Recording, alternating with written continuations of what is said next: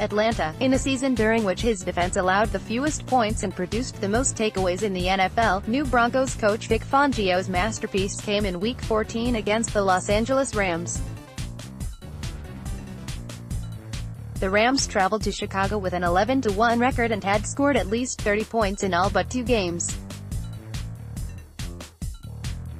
They left with a 15-6 loss and a season-low 214 yards, another victim of Fangio's defense. A little over a month later, Fangio was hired by the Broncos. The Rams rebounded to reach Sunday's Super Bowl against New England. Fangio did a great job of utilizing his great players, and he put them in position to really allow the front to attack and the secondary to do such a great job, said Rams passing game coordinator Shane Waldron. Rams quarterback Jared Goff threw 4 interceptions, a career high, and posted a 19.1 passer rating, a career low. His 45.5 completion percentage, 20 of 44, was his second worst. They were able to match up with us, and it was one of those games. We were a little off and they were really on, Rams senior offensive assistant Jed Fish said. They had really good players, a great pass rush, interior lineman as well as linebacker Khalil Mack affecting the game. They had good corners so they could play any coverage they wanted. The Rams had only 2 plays of longer than 16 yards, and also allowed a safety. Clearly, a great coach. Backup Rams quarterback Sean Mannion said of Fangio. You could tell they were really well coached and would make you earn every yard.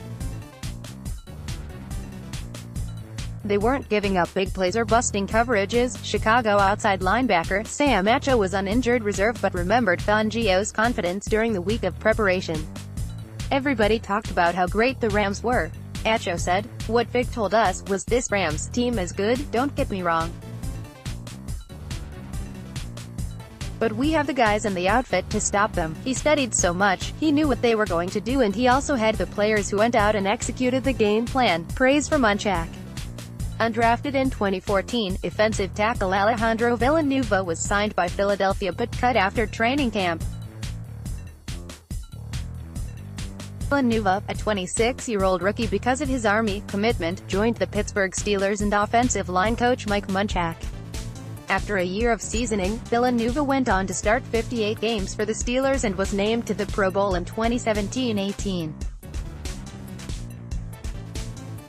He credits Munchak, hired by the Broncos last month, for his development. "Mike Munchak is somebody who introduced me to the game," Villanueva said. "I don't think many people would have given me a chance. He grabbed somebody who wanted to work and put me in a position to succeed. It was an honor to get to know him and his family and get to learn from him at a personal level. I hold him in the highest regard. He's one of the most unbelievable people I've ever met. The Denver Broncos are a very lucky organization to have him around the NFL bookshelf." Former NFL executive Michael Lombardi's book Gridiron Genius got attention last week when it was mentioned in an interview by Rams coach Sean McVay. And for good reason. Lombardi, whose history includes working for Bill Walsh, Al Davis, and Bill Belichick, presents his philosophies on hiring a coach, playing offense, defense and special teams, game planning, and a chapter titled WWBD, What Would Belichick Do? Like old times. Rams cornerback Aqib Talib and defensive coordinator Wade Phillips were reunited this season after a season apart. The transition was seamless. "I kept in contact with him in 2017, with a lot of texting," said Talib, whose Broncos career ended last offseason with a trade to the Rams. "Back with him, the defense is pretty much the same with some tweaks here and there. It was just like it was in Denver." Ravens turned to DeCosta. The Ravens signed coach John Harbaugh to a contract extension as well as passing the general manager's keys to longtime team executive Eric DeCosta. Interestingly, at the introductory news conference, DeCosta had to squash previous reports of discord between him and Harbaugh. "It was personal and simply not true," DeCosta said. Coaching carousel. Miami, New England de facto defensive coordinator Brian Flores, and Cincinnati Rams quarterback coach Zach Taylor, should finally have their vacancies filled shortly after the Super Bowl.